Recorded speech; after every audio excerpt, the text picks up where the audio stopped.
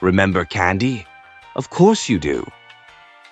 Back when candy was made with three simple ingredients: sugar, more sugar, and something the government would eventually have questions about. Welcome to the Pizzaverse Vintage Candy Safety Department, protecting modern Americans from the confectionery decisions of their ancestors. Did Grandma ever tell you candy was better when she was young? She may be right. Grandma's candy also occasionally came with ingredients that now require several warning labels, protective eyewear, and a lawyer. Those were different times. A candy manufacturer could apparently walk into a laboratory, point at a random barrel and say, "Is that edible?" And some guy smoking indoors would answer, "Probably." And bam, new flavor. Here at the Pizzaverse Vintage Candy Safety Department, our highly unqualified specialists investigate the sweets that disappeared, were discontinued, reformulated, restricted, recalled, or became the subject of the sentence, "Wait, they put what in that?" Our patented candy examination process, TM, consists of three important steps. Step 1, read the original ingredients. Step 2, read them again because that cannot possibly be right. Step 3, call somebody from 1912 and demand an explanation. Unfortunately, everybody from 1912 has stopped answering our calls.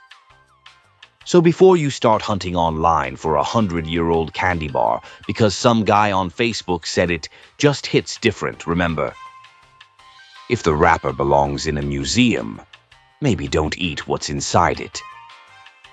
The Pizzaverse Vintage Candy Safety Department, preserving America's candy history, without actually putting any of it in our mouths. Because nostalgia is wonderful, food poisoning is less charming. And now, please enjoy candy from the past that was banned. Preferably after checking the expiration date.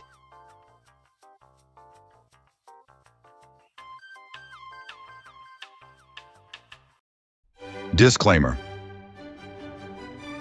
This presentation is intended for educational, historical, cultural, analytical, and entertainment purposes only. Any television clips, advertisements, characters, products, photographs, music, trademarks, and other archival materials discussed or referenced remain the property of their respective copyright holders.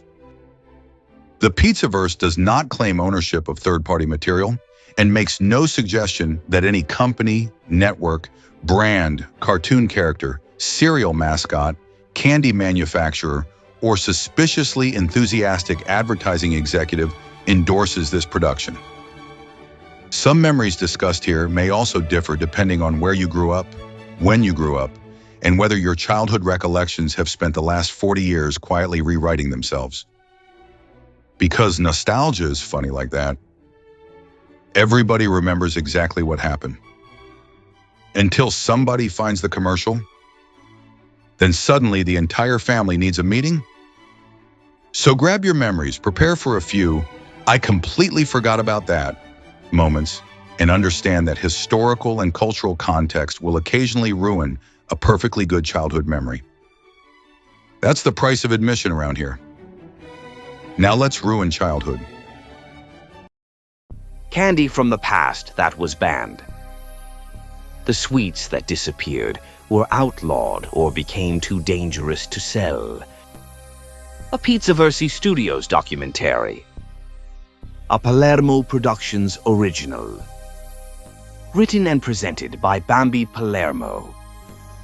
Narrated by Vincent Vini Di Prio. Produced by Pizzaverse Studios. Loyalty, truth, legacy. Stay sharp, stay skeptical, stay authentic. This is the Pizzaverse, where we don't rewrite history. We excavate it.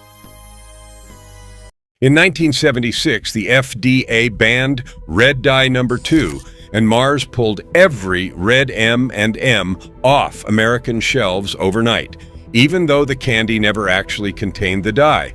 That is how nervous the industry was. But here's the thing. In the 1970s, kids were eating stuff far stranger than a suspect food coloring. Number 12 on this list was renamed because parents thought it sounded like a street drug. Number 3 caused such a national panic that the FDA opened a telephone hotline just to calm mothers down. These 25 candies were sold openly, for pennies, directly to children. Today, lawyers, regulators, and dentists would shut down every single one. Let us count down. Number 25. Bub's Daddy Gum Ropes. Imagine handing a 7-year-old a rope of bubble gum as long as his forearm. That was Bub's Daddy, a foot-long twisted rope of gum sold for about 15 cents in flavors like sour apple, grape, and watermelon. Kids draped it around their necks like a scarf, bit off chunks in class, and made a single rope last 3 days by sticking the leftover piece to the bedpost overnight. The sour apple version stained tongues an unnatural shade of green that lasted until dinner. There was no serving size on the wrapper because the serving size was the entire rope. A modern product safety review would flag it in about 4 seconds. A flexible, chewable cord marketed to small children. The choking hazard paperwork alone would kill it. But in 1974, it was just Tuesday, and the kid with the longest unbitten rope was the richest kid on the block. Ask anyone who grew up in the Midwest about the grape one and watch 40 years disappear from their face. Number 24. Wax lips and Nickel nip bottles. For a nickel, you could buy a pair of giant red paraffin wax lips, wear them for 20 minutes, and then, and this is the part nobody believed later, chew them like gum. The same company sold Nickel Nip, tiny wax bottles filled with a teaspoon of syrupy colored liquid. You bit off the top, drank the syrup, and chewed the bottle. Kids in the 1970s ate industrial quantities of food-grade paraffin, the same basic material used to seal jam jars and coat cheese. It had no flavor, no nutrition, and no purpose except being fun to chew. Try pitching that to a modern regulatory board. A product where the packaging is the candy and the candy is wax. The liability meetings would never end, yet dentists at the time barely blinked because compared to everything else on this list, chewing wax was practically a health food. Number 23. Candy buttons. A strip of paper, 3 feet long, dotted with hundreds of tiny, hardened sugar drops in pink, blue, and yellow. The idea was to peel each button off cleanly. The reality was that every single kid in America ate paper. The buttons never came off cleanly, not once in the entire decade, so children just bit them off and swallowed the little paper backing along with the sugar. An entire generation consumed strips of paper as a routine part of snacking, and nobody thought it was strange. The candy itself was pure sugar and dye, no flavor to speak of, just sweetness and color. A strip cost a few pennies and took an hour to finish. Today, a candy that cannot be separated from its non-edible packaging would be pulled before it reached a single shelf. In 1972, it was the thing you bought when you only had 3 cents left. Number 22. Zia-Tige. From the outside, Zots looked like an ordinary hard candy. Inside was a hidden core of fizzing sour powder, a mixture of citric acid, malic acid, and baking soda that erupted the moment it hit saliva. The reaction foamed in your mouth like a science experiment, and kids described the feeling as somewhere between a shock and a burn. That was the entire appeal. Children dared each other to bite straight to the center, and the kid who could hold the full fizz on his tongue without flinching was a legend until recess ended. The sourness was genuinely aggressive, strong enough to leave taste buds raw if you ate a whole pack. A modern version would carry a warning label longer than the ingredient list. In the 1970s, the only warning was your older brother grinning and saying, "Try one." Number 21, Wacky Wafers. These came from the Willy Wonka brand, and they were exactly what they sound like. 5 oversized candy discs, each the size of a silver dollar, in flavors like banana, watermelon, and green apple. The banana wafer tasted like no banana that has ever grown on this earth. A pure chemical invention that kids adored precisely because it tasted like nothing in nature. Each disc was a slab of compressed sugar and artificial flavoring, thin enough to snap but wide enough that younger kids bit off shards that were, in hindsight, a dentist's nightmare and a genuine hazard. A pack cost about a dime. The Wonka marketing machine wrapped the whole thing in candy factory fantasy, aimed squarely and unapologetically at children under 10. Modern advertising standards for marketing directly to young kids would gut the entire campaign. Back then, it was Saturday morning television gold. Number 20, Fruit Stripe Gum. 5 flavors, 5 colors, 1 zebra mascot named Yipes, and the shortest flavor lifespan in the history of chewing gum. Fruit Stripe delivered an explosion of fruit taste for approximately 45 seconds, then turned into a flavorless gray lump. Kids knew this. Kids did not care. They chewed through an entire pack in one afternoon, one stick after another, chasing that opening burst. Each stick was painted with stripes of artificial dye vivid enough to color your tongue, and the wrappers doubled as lick-and-stick zebra tattoos, meaning the product actively encouraged children to lick printed paper and press it onto their skin. The dye load per pack was remarkable. When the gum was finally discontinued a couple of years ago, grown adults mourned online, then admitted they had not bought a pack since 1981. That is the 1970s candy economy in one sentence. Number 19, bottle caps. Candy shaped like soda bottle caps, flavored like actual soda. Root beer, cola, orange, grape, cherry. Read that again. A candy company looked at America's children and decided what they needed was training soda, a way to enjoy the taste of soft drinks in the moments between actual soft drinks. The root beer ones were the undisputed champion, and playground trades routinely went 3 grape caps for 1 root beer. A roll cost a dime and rattled in your pocket like loose change. Today, a product openly designed to build soda flavor loyalty in 7-year-olds would be a congressional hearing waiting to happen.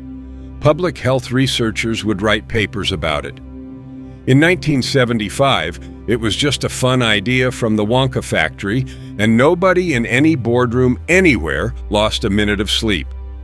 The candy fizzed slightly on the tongue, just enough to sell the illusion, and kids who could not afford a real bottle of pop could afford this. That was the whole business model, and it printed money. First pattern break. Here is what you have to understand about how kids actually got this stuff. The corner store candy counter of the 1970s was a lawless place.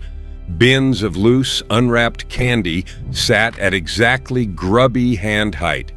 A kid with a quarter had real purchasing power, enough for a candy bar, a pack of gum, and change.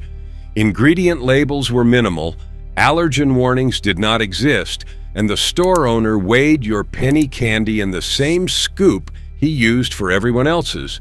No seals, no tamper bans, no child-proof anything. The entire system ran on the assumption that candy was harmless and children were durable. Both assumptions were about to take a beating, but for one strange golden decade, the candy aisle was the freest market in America. Number 18. The Marathon Bar. 8 inches of braided caramel covered in milk chocolate with a ruler printed on the back of the wrapper so you could verify the length yourself. Mars introduced it in 1973 and marketed it on one promise, that it lasted a good long time. It did. It lasted so long that it became a dental event. 8 continuous inches of chewy caramel is essentially a filling extraction device, and dentists of the era could identify a marathon kid by the damage. It sold for about 20 cents, and the sheer size made it the flex purchase of the candy counter. Mars killed it in 1981, and Americans have been grieving ever since, mostly unaware that its British cousin, the Curly Whirly, never went away. A candy sold primarily on its physical dimensions, with a measuring tool included aimed at children. The 1970s were not subtle. Number 17, Choco Light. Nestle launched this in 1972, and it was genuinely clever.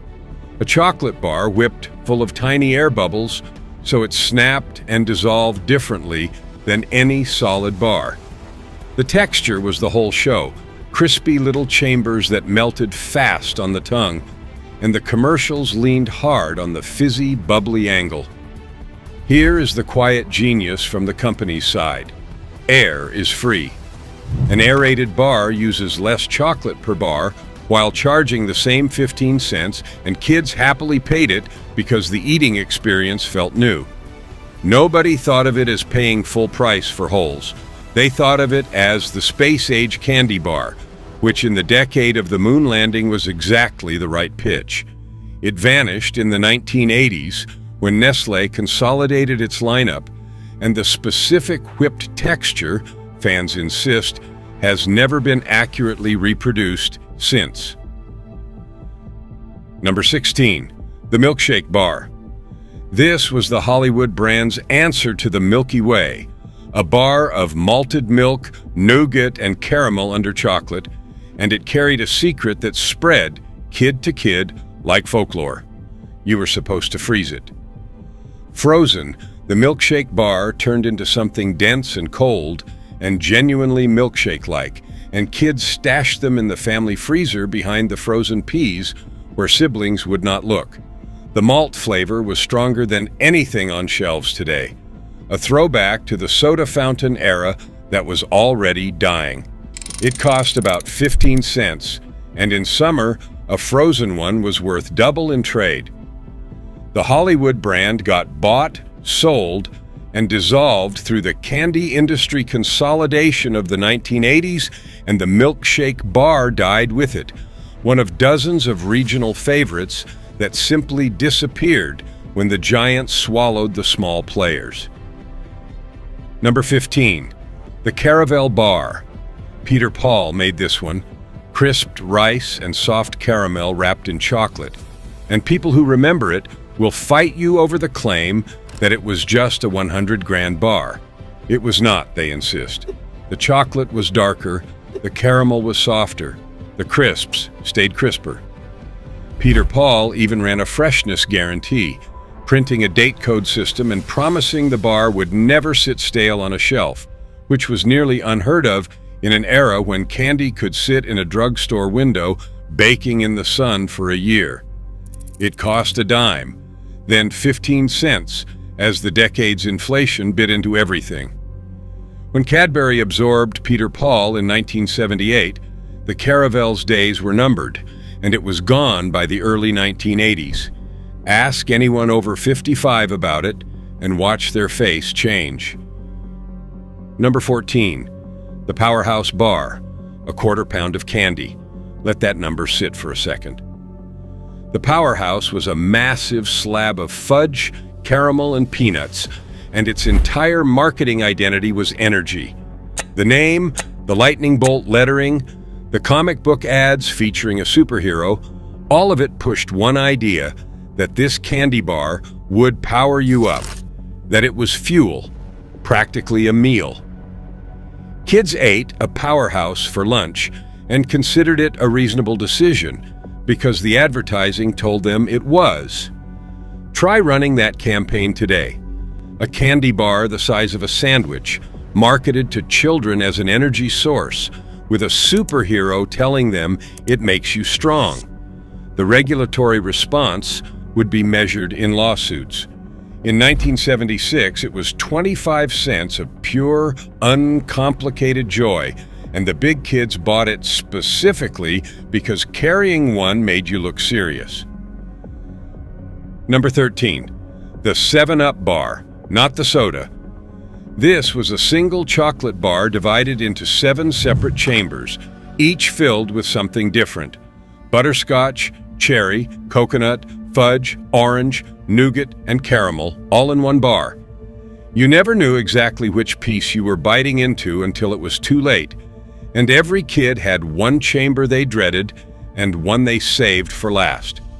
It was a box of chocolates compressed into a candy bar, and it cost about 20 cents. Here is why it could never exist today.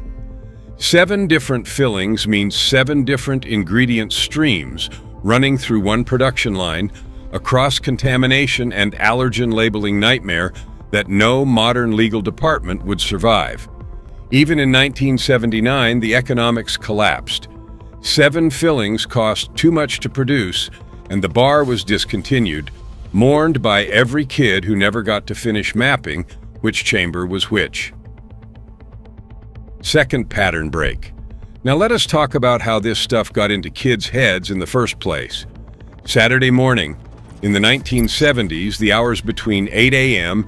and noon on Saturday were a direct, unfiltered advertising pipeline from candy companies to children, with cartoons in between the commercials, not the other way around. Candy brands ran animated mascots, superheroes, and jingles engineered by adult professionals to work on 8-year-olds, and it worked spectacularly. American sugar consumption was climbing toward its historic peak, and a significant share of it was going into people under 12. There were almost no rules about advertising sugar directly to children who could not yet read an ingredient label. When the government finally tried to restrict it at the end of the decade, the industry fought back so hard that Congress actually stripped the regulators of the power to try. The candy did not just taste like the 1970s. It was sold like the 1970s. Number 12, space dust. In 1978, General Foods took the technology behind its popping candy, ground it into a fine powder, and sold it as space dust. Kids poured it straight onto their tongues and felt it crackle like a mouthful of static. It was an instant hit, and then it became an instant problem because parents took one look at children pouring a powder called dust into their mouths and connected it to angel dust, the street name for PCP, which was all over the evening news. Schools complained. Letters were written. General Foods surrendered and renamed the product Cosmic Candy, but the damage was done and it faded away within a few years. Think about that. The candy was fine. The name alone was enough to kill it. It remains one of the only products in American history taken down by an accidental drug reference. Number 11, Pixie Sticks, a paper straw filled with flavored colored sugar. That is the entire product. No candy engineering, no chocolate, no chew. Just sugar and dye in a tube, tipped straight down the throat. The giant version was 2 feet long and held what amounted to a coffee mug of loose sugar. Kids ate them at recess and came back to class vibrating. Teachers of the era speak about Pixie Sticks the way veterans speak about artillery. And because the format was a powder in a straw, Playground Legend was full of kids who supposedly snorted it, which was mostly myth and occasionally horribly not. A product that is literally a delivery mechanism for loose powdered sugar, sold to 7-year-olds for a nickel, would today trigger every alarm a school district has. In 1973, it was the fastest sugar-to-bloodstream technology legally available to a child. Number 10. Fun DIP. Also known by its older name Lick M-Aid, this was the Pixie Sticks concept made worse, or better, depending on whether you were a kid or a dentist. Packets of flavored sugar powder, plus a stick made of pressed candy that you licked, dipped into the powder and licked again. Lick, dip, for 20 minutes, coating the same candy stick with saliva over and over and plunging it back into the shared pouch. Kids split one packet between 3 friends, everybody dipping. The hygiene of this arrangement does not survive 5 seconds of adult thought, which is why no adult ever thought about it. The cherry powder turned tongues, the red of a fire engine, and the stick, the famous Lick-a-Sticks, was frequently eaten before the powder ran out, leaving kids to pour the remainder directly into their mouths, which, honestly, was always the endgame. Number 9. Candy necklaces. Pastel sugar beads strung on an elastic cord worn around the neck and eaten off the string over the course of a hot summer day. Consider the mechanics. The candy rested against bare skin, absorbing sweat, sunscreen, dirt from the lake, and whatever else a 9-year-old accumulates by 3 p.m. And then it went into the mouth, one gnawed bead at a time. The elastic string got chewed. The wet beads fused together. Kids wore them swimming and ate them after. It cost a dime and doubled as jewelry, which made it the rare candy with a social function, traded and gifted and worn to birthday parties. A wearable food product for children with a stretchy cord around the throat and no barrier between candy and skin would today face a product safety review. It could not survive. In 1976, it was fashion. Number 8. Giant jawbreakers. Bigger than a golf ball, some were bigger than a tennis ball, a sphere of hard candy built in hundreds of colored layers, physically too large to fit safely in a child's mouth, which was precisely the selling point. Kids worked on a single jawbreaker for days, licking it down layer by layer, storing it between sessions in a sandwich bag, on a windowsill, or in documented cases directly in a pocket, collecting lint. The name is not a joke. Biting one too early genuinely could crack a tooth, and every school had a kid who proved it. A spherical hard candy larger than a child's airway, sold specifically to children, is the exact geometry every modern choking hazard standard exists to prevent. The 1970s solution was simpler. Your mother said, "Do not put the whole thing in your mouth," and the rest was up to you. The real ritual was cracking one open at the end, days into the project, just to see the rings inside, like counting the age of a tree made entirely of sugar. Kids compared the layers the way collectors compare coins. Number 7. The Sugar Daddy. A slab of hard caramel on a stick and the single greatest destroyer of dental work in American history. The Sugar Daddy did not melt and did not yield. You softened it with your own body heat and pulled at it with your teeth, and if you had a filling, the Sugar Daddy took it. Dentists of the 1970s could bill entire vacations to this one product. It cost a dime, lasted an hour, and left your jaw genuinely tired, like candy that fought back.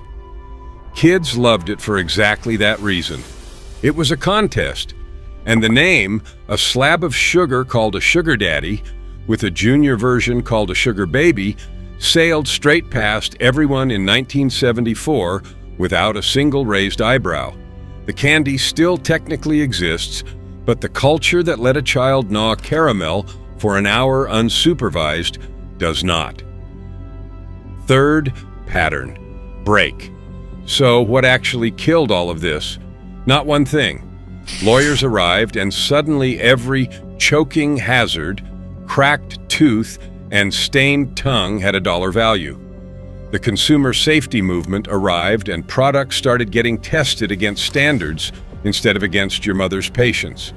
The candy industry consolidated, and the giants bought the small companies, kept the best sellers, and quietly executed everything weird, regional, or expensive to make. And then, at the start of the 1980s, product tampering scares changed the rules forever. Seals appeared, wrappers thickened, loose candy bins vanished. Halloween changed overnight. The strange, open, trusting candy culture of the 1970s did not fade away. It was shut down, piece by piece, in about 5 years. Number 6. Bubblegum cigars and chocolate cigarettes. Before we get to the most famous entry in this category, remember that the 1970s offered a full tobacco starter set. Bubblegum cigars, fat pink ropes of gum molded into cigar shapes, complete with paper bands, handed out by proud fathers announcing it's a boy. Chocolate cigarettes in flip-top boxes. Shredded bubblegum sold in pouches designed to look exactly like chewing tobacco, so that Little League dugouts across America were full of 10-year-olds packing their cheeks like relief pitchers. None of this was accidental. The packaging mimicked adult tobacco products deliberately, down to the fonts. Kids were not just eating candy, they were rehearsing. Today, selling children a chocolate product in a cigarette box would end careers. In 1975, it was a stocking stuffer. Number 5. Red M&Ms. Here is the strangest ban story of the decade. In 1976, the FDA outlawed red dye number 2 after Soviet studies linked massive doses to cancer in rats. Mars had a problem. Red M&Ms did not even contain red dye number 2. They used a completely different, perfectly legal red. It did not matter. The public had decided that red candy meant cancer, and Mars, rather than fight the panic, simply pulled red M&Ms off the market entirely. For 11 years, a bag of M&Ms contained no red at all, replaced by orange.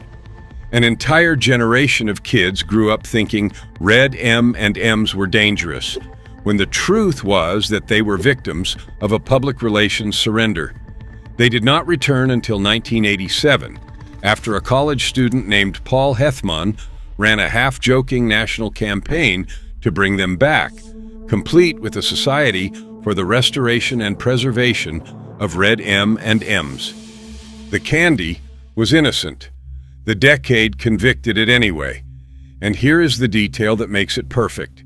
Kids in 1977 would pick through their Halloween hauls and throw away anything red, trained by a panic over a dye that was not even in the candy. Number 4. The Reggie Bar.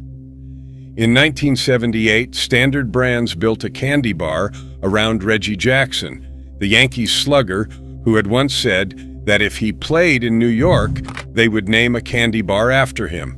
They did. Chocolate, peanuts, and caramel in a round patty, 25 cents with Reggie's face on the wrapper. On opening day at Yankee Stadium, every fan got a free one, and when Jackson hit a home run in his first at-bat, tens of thousands of Reggie bars came raining out of the stands onto the field, a candy blizzard that stopped the game while the grounds crew shoveled chocolate. Think about the machinery of it. A sugar product built entirely on a sports hero's face, aimed at the children who worshipped him. Modern rules about athlete marketing to kids would strangle it in the crib. The bar died in the early 1980s. The story never will. Number 3. Pop Rocks, the most feared candy in American history. Pop Rocks were tiny pebbles of sugar with pressurized carbon dioxide sealed inside, and when they hit saliva, they cracked and popped and jumped on your tongue. Kids had never experienced anything like it, and sales exploded. Then the rumor started. A kid, supposedly Mikey from the Life cereal commercials, had eaten Pop Rocks with soda and his stomach had exploded. It was completely false. Mikey was fine. He is fine today. But the panic grew so intense that the FDA set up a telephone hotline in Seattle specifically so frightened parents could call and be told that carbonated candy could not kill their children. General Foods took out full-page ads. It did not matter. The rumor outran the truth. The product was pulled in the early 1980s, and America learned that a playground legend could beat a corporation. Scientists, meanwhile, quietly admired the gas encapsulation technology, which was genuinely brilliant and is still studied in food science today. Number 2, candy cigarettes. The entry everyone knew was coming. Chalky white sugar sticks with a painted red tip, sold in soft packs that copied real cigarette brands so closely that the fonts matched. Some versions were even loaded with powdered sugar, so a sharp puff blew out a little cloud of smoke. Kids held them between two fingers, tapped imaginary ash, and leaned against the school wall at recess, doing tiny impressions of their fathers. It was rehearsal, open and unashamed, and it worked. Researchers later found that kids who ate candy cigarettes were roughly twice as likely to become smokers as adults. Multiple countries eventually banned them outright. The United States never quite did, though the word cigarette quietly disappeared and the packs became candy sticks. But the pure 1970s version, brand mimicry and all, sold at the counter next to the real thing, is the single clearest example of a product that would never, ever be allowed today. Number 1, the penny candy bin. The number 1 spot does not belong to a single bar. It belongs to the way all of it was sold. In every corner store in America stood open bins and glass jars of loose, unwrapped candy. Root beer barrels, wax bottles, taffy, jawbreakers, all of it naked. No seals, no wrappers, no ingredient list, touched by every hand that came before yours. The owner scooped it into a small paper bag, and you ate it walking home, and nobody, not one person in the entire country, thought twice.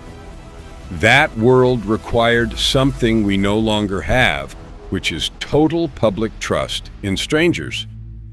The tampering scares of the early 1980s ended it in a single stroke. The bins vanished, the seals appeared. Halloween candy started getting X-rayed at hospitals, and the open candy counter became as extinct as the milkman. Every other entry on this list is a product. This one is a lost civilization. As these were not just candy, they were the taste of a freer, stranger, more trusting America. And we traded them away one wrapper at a time. And there you have it. A little trip through the commercials, characters, products, sounds, and strange little pieces of pop culture that somehow moved into our memories and never paid rent. Some of them we remembered perfectly. Some of them we remembered completely wrong. And a few probably just unlocked a part of your brain that hasn't been open since Saturday morning cartoons, cereal at the kitchen table, and arguing over who got control of the remote. That's the strange thing about nostalgia. History remembers the big events. We remember the little things. The commercial jingle we haven't heard in 40 years, but somehow still know every word to. The candy we could swear tasted better. The toys we desperately wanted. The shows we raced home to watch. And the ridiculous advertisements that convinced an entire generation that absolutely everything became more exciting if somebody yelled about it while synthesizer music played in the background.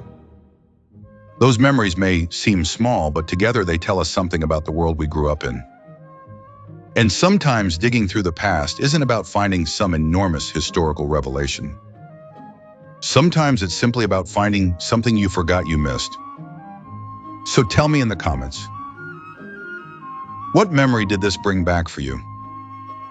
What commercial, television show, toy, candy, restaurant, character, or childhood obsession should we excavate next? Because I guarantee somebody in the Pizzaverse remembers it.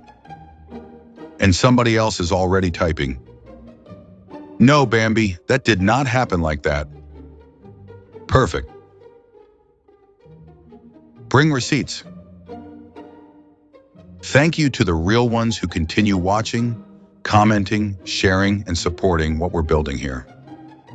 Subscribe to Bambi Palermo and the Pizzaverse, because we've got plenty more buried in the cultural basement.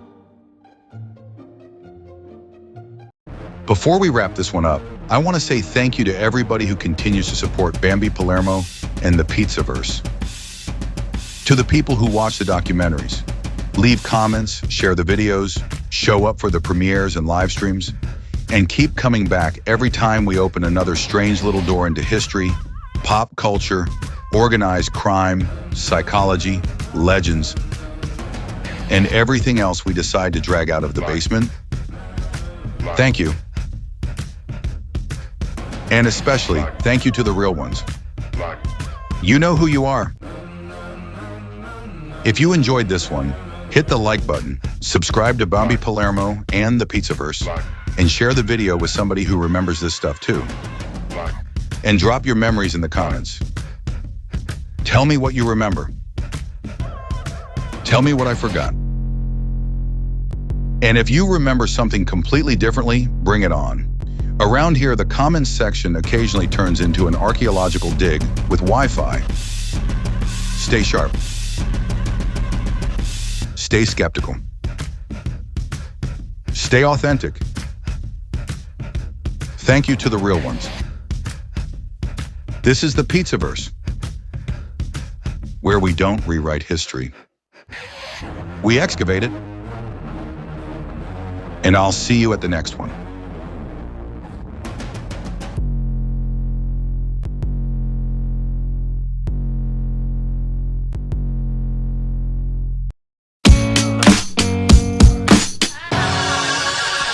Give me groceries and booze.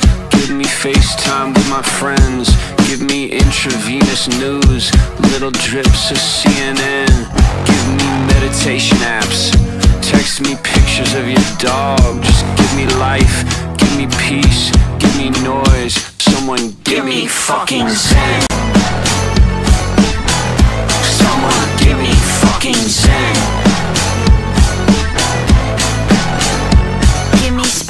At least 6 feet. Dig my grave just as deep. I got sex on my mind all the time. Fuck, scrolling through the internet, time suck. I've been feeling flat like a pancake. I could use a hug or a handshake. I could use some drugs or a band-aid. Cooped up in a hole, I wanna lose all my control. I wanna just go on a rampage. Give me wisdom, give me teeth. Give me vision, let me see. Give me courage to confess. Every night I text my ex. Give me girls. Give me boys, give me life, give me peace, give me noise. Someone give me fucking zen. Someone give me fucking zen. Give me fucking zen. I need something to avoid all of my fears and paranoia. Someone give me fucking zen. Yeah. Give me an appetite, give me hope for the afterlife, or a reason to look past tonight. Give me happiness when I found the fame. Give me music that doesn't all sound the same. Give me something that I could look forward to. Give me humans that I could get closer to. You look down at me, but the next thing you know, it's you with the rent overdue. Give me a little bit of piece of your peace of mind. Give me a piece of yours, you'll get the peace of mind. Give me something to do when there's nothing to do, but when I get it, shit'll probably just fuck it up too. Give me 2 steps to the left. Give me 1 step to the right. Give me 1 dance with the volume at 10. And someone, anyone, give me fucking zen. Someone give me fucking zen. Give me fucking zen. I need something to avoid all of my fears and paranoia. Give me someone, give me hope for something something better. Give me justice for my cries. Tell me we're all in this together, and if we're not, then tell me lies. Give me love, give me Wi-Fi, give me drugs, give me sky high, give me headspace, set my head